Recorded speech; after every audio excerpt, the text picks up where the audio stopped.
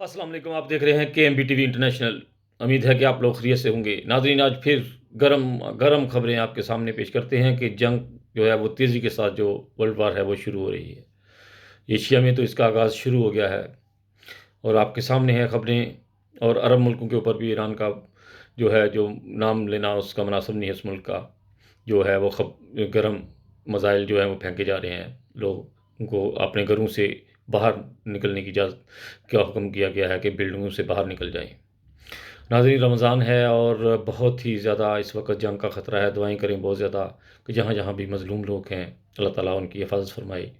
और इन दुनिया को जो इस वक़्त बड़े फ़िरौन बने हुए हैं, अल्लाह ताला इनको अपनी ही किसी आग में नेस्तनाबूद करे। बहुत ज़ुल्म है कि रमज़ान के महीने में और वो जंग का जो है वो गरमा-गरम ख़बरें। बहुत ही अफ़सोस है मुझे दुनिया के ऊपर कि इंसानियत की इतने दुश्मन क्यों हो गए हैं ये लोग। और बहुत ही ज़्यादा शेलिंग की जा रही है इस वक़्त अरब मुल्कों के ऊपर। कहते हैं कि ना जिएँगे, ना जीने देंगे। इस तरह की ये ख़बरें हैं, मतलब इस वक़्त बयान करने से बाहर है। बात जगहों पे अरब मुल्कों में राब्ता किया गया है, वो लोग कहते हैं कि हम लोग अपने घरों में भी आराम से नहीं बैठ सकते इस वक़्त। इस वक़्त जो लोग हवाई सफ़र कर रहे हैं, वो प्लीज़ एशिया की तरह हवाई सफ़र भी ना करें।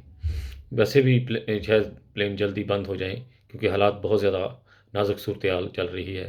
और दुआएँ करें ज़्यादा से ज़्यादा भी, यहाँ भी मज़लूम लोग हैं, अल्लाह ताला उनकी हिफ़ाज़त फ़रमाए।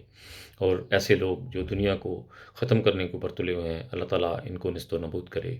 इसी के साथ खालिद भट्टी को अपनी दुआओं में याद रखिएगा। हमेशा की तरह इंसानियत ज़िंदाबाद। अपना बहुत ख़्याल रखिएगा। ओके जी, खुदा हाफ़िज़।